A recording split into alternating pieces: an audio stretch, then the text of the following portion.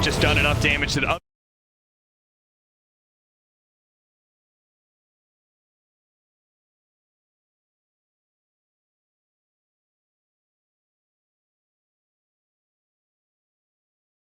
bottom tower anyways, and you didn't actually get anything on the map. You didn't progress your game further.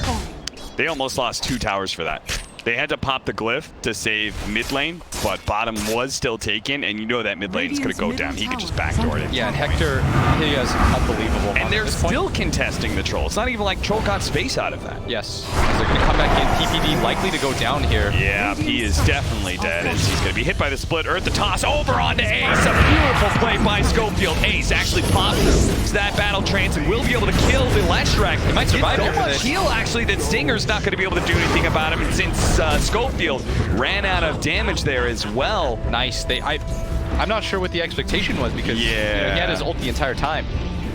Hector in this bottom lane just continues to push it further, is going to TP out, reset himself to the base. Does quite a lot of damage on this bottom tower, and it's rare for somebody to solo push this lane out as far as he has. Oftentimes we don't see this tower get taken, but it just goes to show you how far behind NIP are that they aren't able to contest any of the towers.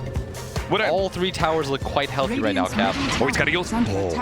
What I really like about this is that the way they set this up with essentially having 2 dead lanes, right? You can't pressure the Juggernaut and take his tower. You can't pressure the Brute and take his tower, especially with the way the lanes went. Which is why they're pressuring this top. That's why Infamus is like all-inning, tri-laning this top lane. Yeah, they can play with Whisper, so Whisper doesn't have a terrible game either. They're actually enabling him in his greatest strength, which is his willingness to go combat at all times. Oh, we see PPD right now. He's going to get slowed up as soon as the silence pops. And look at how unafraid Hector is.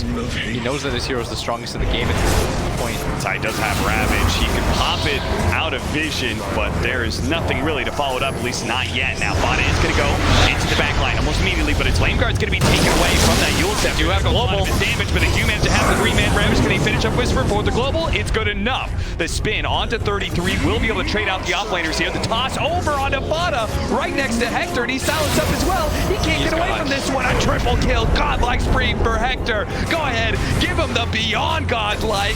15 minutes in, they don't. Schofield takes it away, but still, 3 dead. They only kill the Leshrac. Schofield 2 to fall as well. This Everything is going Infamous. Let's not even talk about this Brood, because this Jug is so farmed. Not having a Midas, keeping up and farm to this Brood Mother. I mean, it's already a 11k gold lead at 15 minutes, and I mean, this is what we fear when we watch NIP games, just the slow march of entropy where they just lose. Yes. At some point, it feels like they get into a losing game, and they just don't recover it. They don't go for like 5-man smokes or anything. That Ace. Oh, Vada is going to try to run down Whisper. In return, they avenge Ace, but these trade-offs. Just not really feeling like it's worth it, as Schofield has built himself up to almost 3,000 gold here. Doesn't even feel like buying the Blink Dagger just yet. Might even opt to get something like a Shadow Blade, being as far ahead as he is. That's an interesting idea, yeah.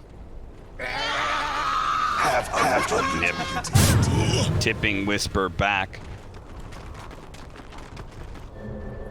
Whisper chastising him with the chat wheel. Infamous certainly don't have to be the ones to have humility. Oh, Schofield at bottom getting run down by Fada right now, and he's going to run into his own creep wave, likely to die here. He tosses him back onto the range creep, trying to hide in the trees. The creeps actually block out Fada pretty well, but... Not sure what Schofield... He had 400 HP, and he didn't pop his regen, and so Fada was like, if you insist. And that's a pretty good kill. This is how you get things started. Schofield was worth quite a bit of money. He had 3,000 gold banked up. Gonna get tipped. You could almost feel like, you know, the same thing about them playing safe. You know, like you can just, it's so obvious. Nip are like very clearly, oh, I got a kill on you. Tip, you, are you tilted? Are you tilted yet? Are you gonna run down mid and feed for me? Like, they just seem so desperate for Infamous to throw the game. Yeah. And that's almost never a good sign, especially with the amount of damage that's on this team. Bottom lane, they're going to make the move on a Hector, but this is the freest of 3 Jug games. Let me tell you guys. He's not scared at all. You'll Scepter. And the global silence to be able to chain that one. They throw down the Omni Slash just to make sure they have the burst damage. That's the Beyond Godlike for Hector. They're going to lose this bottom tower now tier 2 as well. Oh, they're going to run into PPD here. The toss back onto the silencer. The captain of Ninjas in Pajamas. He hasn't been able to pull Nip out of their funk so far. They're going to go high ground here. And Infamus. Look at this split pressure right now. Chris Luck, the highest net worth hero in this game, hasn't even participated. He's 0-0-1. This is how far ahead Infamus is, that their highest net worth hero that almost doubles any other hero in the game hasn't even had to participate in a single fight. He's got a BKB, so he could actually be quite crucial in this fight. They're going to be able to get the Ravage. Scepter actually went down for the left strike. They needed to focus that Lesh down first because look at all that AoE damage. Nip, as a result, are not able to get a kill, and they're all focused here, and Chris Luck has just gone in for the kill. He's going to try and finish up that tier 3. Fada shows up, so he backs up. There's no rush whatsoever and for Infamus. If you are a new viewer joining and saying, they got 22 brooded, last pick brood. Nope. This was a 3rd pick brood from Infamus. They said, stop it. And they didn't. That's pretty much the story of this game right now. They certainly did not. Shrine's going to be falling. Chris Luck is going to keep chipping away at all of these buildings. You're going to see this 4-split-1 where they just constantly assault the base, and Ninjas of Pajamas have to 5-man. The sad part about their lineup is that they have to commit to one side or the other. The fact that nobody's defending bottom should make this very, very apparent to Chris Luck. Chris Luck, he is running as far away as his webs can let him. And Infamus is just, they're the ones that, it feels like they're the ones making the veteran moves. Hector spins out, finishes out the melee barracks, TP's away, Whisper, maybe the sacrificial lamb here. Schofield instead actually gets the avalanche, and they may all escape. Whisper has a long distance to run, but they guessed wrong. He thought they went into the trees earlier to go for the TP out. Now Whisper goes there. And just like that, almost 18,000 net worth lead. 1 later Brett racks up at 20 minutes. 20 minutes! That was such an odd maneuver because Chris Luck read that perfectly. He's like, if they're not defending bottom racks, they're not showing mid, they can literally only be ganking me. He runs all the way back. He makes sure that it's not some sort of weird trade where, you know, they gain gold because they kill him. He's level 20. He also had like the spiderlings hitting the shrine while he was, you know, kind of in nothing was happening distance. on the map. So the moment the smoke would pop, like his spiders would see it. 18,000 gold lead now. Almost a K a minute. Just for anybody that is new to the game, that is usually the metric in which you know things are going out of hand. 1,000 gold a minute.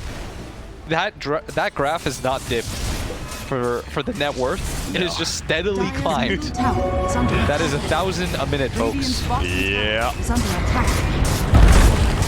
And Infamus.